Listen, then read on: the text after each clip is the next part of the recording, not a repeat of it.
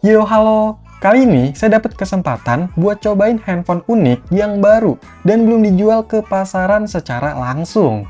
Ya, jadi ini adalah Unihertz Titan 2. Merek Unihertz ini memang dari dulu suka bikin handphone yang unik ya. Dan kalau lihat dari seri-seri Titan, itu identik dengan keypad fisik. Misalnya di Titan Pocket yang pernah dibahas. Nah, gimana untuk yang Titan 2 ini? Oke, biar nggak makin penasarin, langsung aja di unboxing. Di dalamnya, pertama ada unit dari handphonenya.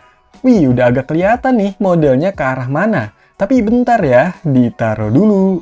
Lanjut, ada kertas-kertas, yaitu user guide atau panduannya yang berbahasa Inggris. Dan ada garansi internasionalnya juga nih. Terus dapat adaptor atau chargernya, yang kelihatannya gede gini ya. Udah Type-C lubangnya. Fast charger outputnya maksimal di 12 volt 2,75 ampere atau 33 watt. Mantap. Ini apaan ya? Item-item nggak tahu dah. Terus dapat kabel data yang Type-C to Type-C dengan kabel yang cukup tebal juga nih. Oh, ini masih ada isinya, yaitu SIM ejector yang modelnya biasa kayak gini sih. Udah nggak ada apa-apa lagi ya. Jadi inilah isi box dari Unihertz Titan 2. Lanjut, cek unitnya. Widih, kayaknya menarik nih. Kesan pertama saya pas pegang dan lihat handphone ini, rasanya ngotak banget. Mulai dari bentuk handphonenya, layarnya, tombol-tombol, sisinya yang flat, sampai ke frame kameranya. Itu bener-bener kotak yang tegas gitu loh garisnya.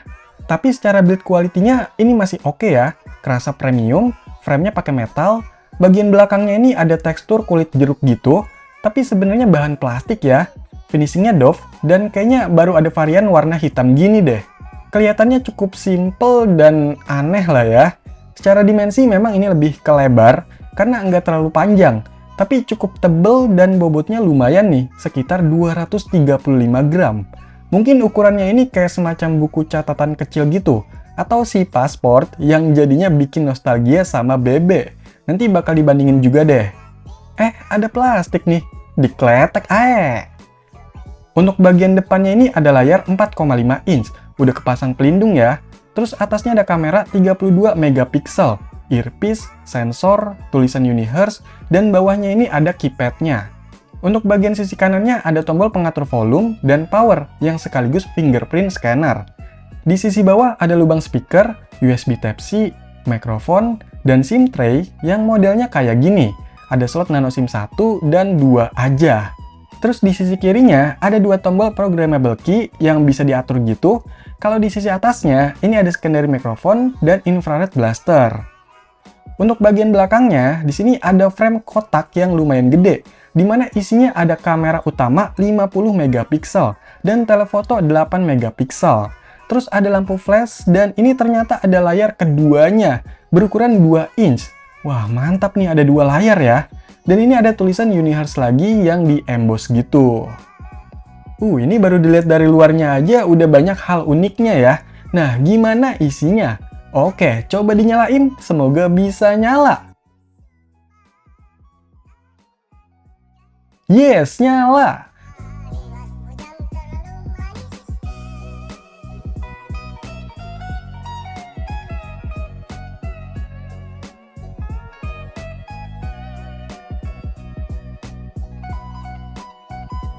Dan inilah tampilan awal dari Unihertz Titan 2. UI-nya ini lebih ke stok Android ya, atau nggak begitu banyak kostumisasi di tampilannya ini. Kalau fitur-fiturnya mungkin adalah beberapa yang ditambahin nih. Dan untuk aplikasi bawaannya nggak begitu banyak, paling dari rombongannya Google dan beberapa dari bawaan sistem Unihertz-nya, yang nggak bisa langsung di-uninstall ya dari bawaannya. Kalau cek di setelan tentang ponsel, handphone ini pakai OS Android 15 dengan patch keamanan 5 Mei 2025. Masih baru-baru ya. Dan dari infonya pun direncanakan bisa dapat update setidaknya sampai Android 17 katanya. Setelah saya pakai sih baru dapat satu update kecil nih. Untuk RAM-nya ini ternyata gede banget loh, 12 GB. Yang udah kepake sekitar 3,6 GB. Jadi sisanya sekitar 8,4 GB. Mantap nih. Sedangkan untuk internalnya udah kepake sekitar 14 GB dari total 256 GB. Tapi kalau dari infonya yang bakal dijual ke pasaran itu, internalnya jadi 512 GB. Makin lega lagi tuh, walaupun nggak bisa ditambah micro SD ya. Nah, seperti yang saya bilang tadi, Universe Titan 2 ini belum dijual ke pasaran, tapi udah dimulai proyek pendanaannya di Kickstarter. Itu harganya mulai dari 270-an US dollar atau sekitar 4 jutaan rupiah. Kalau mau pesen duluan juga udah bisa sih, cuma harus sabar banget ya. Oktober baru dikirim katanya. Dan untuk info lebih lanjutnya bisa cek link di deskripsi ya.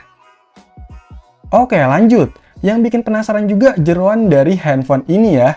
Dan setelah saya cek, ternyata handphone ini gokil juga speknya. Dia pakai MediaTek Dimensity 7300, octa-core 2,6 GHz, RAM-nya 12 GB, internal 512 GB, GPU-nya Mali G615MC2, layarnya 4,5 inch 1440p, jaringannya udah 5G, baterainya 5050 mAh, dan OS-nya Android 15. Handphone modelan begini dikasih spek segitu udah wah banget menurut saya. Soalnya dari sisi performanya pun nggak dikasih ala kadarnya. Ini saya benchmark pakai Antutu V10, skornya bisa dapat 725 ribuan. Dan untuk kecepatan storage-nya pun bisa dapat di kisaran 1,9 GB per detik untuk bacanya. Dan 1,6 GB per detik untuk tulisnya. Kenceng banget ya, karena udah pakai UFS 3.1. Terus untuk sensornya juga tetap dikasih giroskop. Sensor cahaya dan kompas juga ada. Fingerprint scannernya ada, masih lumayan kenceng nih responnya. Terus untuk radio FM di handphone ini masih ada, GPS ada, NFC juga disediain, bahkan ear blaster juga ada. Buat jadi remote bisa nih, lumayan kan? Tapi sayangnya jack audio nggak ada, dan lampu notifikasi juga absen. By the way, buat yang nanya sinyal, ini aman ya, muncul dan jaringannya juga ada. Cuma di tempat saya emang belum ada 5G-nya nih. Selain itu, untuk fitur-fitur lainnya juga tetap ada. Misalkan mobile management buat hapus sampah, blok dan kunci aplikasi, bikin tempat tersembunyi buat umpetin file. Terus ada game mode, toolbox buat aktivitas pengukuran, gesture, dan shortcut dari tombol-tombolnya ini bisa banyak diatur. Misalkan programmable key ini buat nyalain layar belakang atau jalanin app dan lain-lain. Tombol huruf juga bisa disetting, misalkan huruf W buat buka WhatsApp, tombol Fn buat ke home, dan lain sebagainya ya. Untuk keypadnya ini bisa dijadiin buat scroll juga. Jadi kalau pas lagi ngetik, itu nggak perlu pindah ke layar buat scrollnya. Tinggal geser aja lewat keypadnya ini. By the way, untuk tombolnya ini bentuknya kotak-kotak juga, cukup besar, ada backlightnya. Untuk feel-nya tactile, lumayan kedengeran juga buat ngetik, tapi yang saya rasa kayak beda-beda ya. Ada yang lumayan empuk, ada juga yang sedikit keras. Terus dari segi layout harus sedikit adaptasi, karena kagok dari penempatan spasinya, tombol Fn, Alt, Shift yang ada di paling atas. Dan udah pasti kalau ngetik atau pas sekedar mainin handphone ini tuh otomatis pakai dua tangan, karena bentuknya yang gede, lebar, flat, dan lumayan berat. Apalagi di tangan yang tergolong kecil. Saya rasa kenyamanan dalam penggunaan handphone itu agak kurang ya.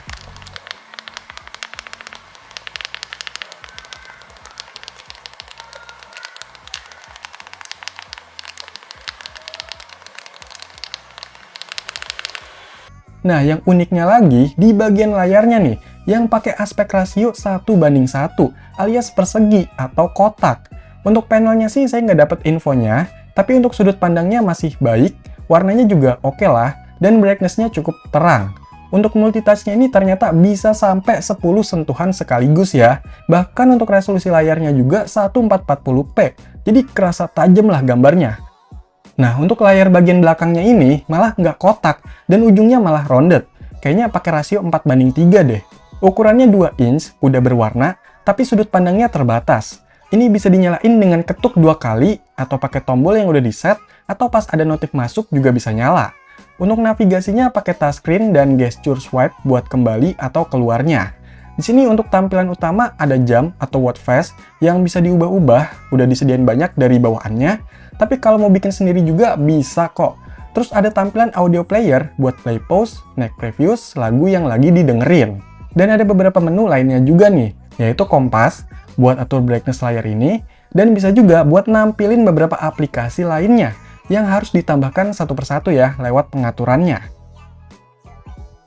Pas jalanin aplikasi ini lancar-lancar aja loh. Refresh rate-nya kemungkinan sama kayak layar utamanya, yaitu 60 Hz. Wah, asik nih bisa jalanin aplikasi tanpa pakai layar utamanya. Tapi ada keterbatasannya sih, yaitu nggak bisa ngetik lewat layar kecil ini. Nggak muncul tuh keyboardnya. Oh iya, di sini juga ada menu kamera loh, dimana kita bisa selfie pakai kamera belakangnya. Dan inilah untuk hasil kamera dari Unihertz Titan 2.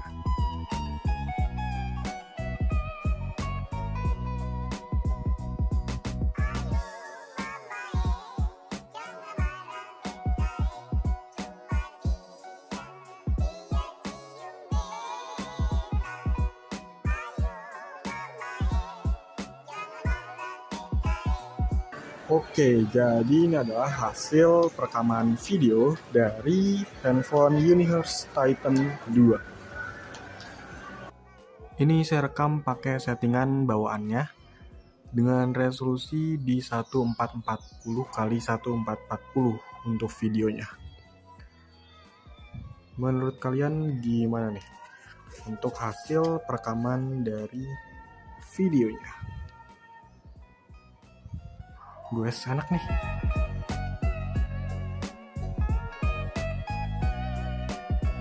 Untuk performanya, saya rasa ini udah sangat-sangat lumayan buat handphone dengan model yang nggak wajar kayak gini. Apalagi didukung dengan kapasitas memori yang besar, jadi makin puas dan makin lancar lah mau jalanin banyak aplikasi juga. Mungkin kurangnya itu dioptimalisasi dari setiap tampilan aplikasi di layar kotak kayak gini.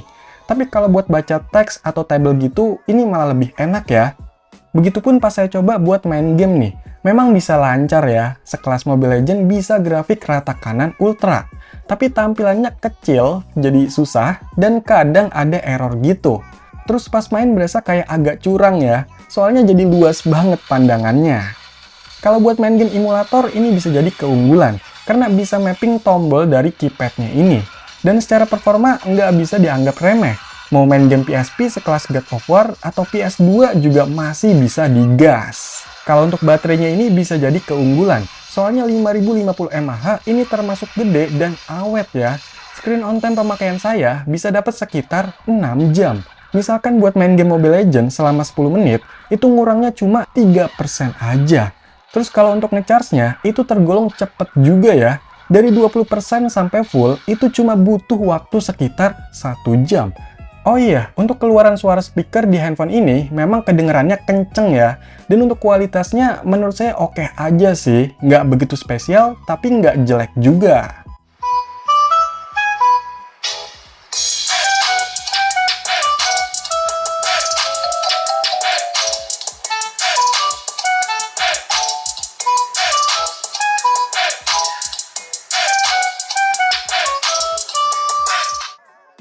Unihertz Titan 2 ini memang punya bentuk desain yang menarik ya, gak ngikutin tren handphone di pasaran saat ini.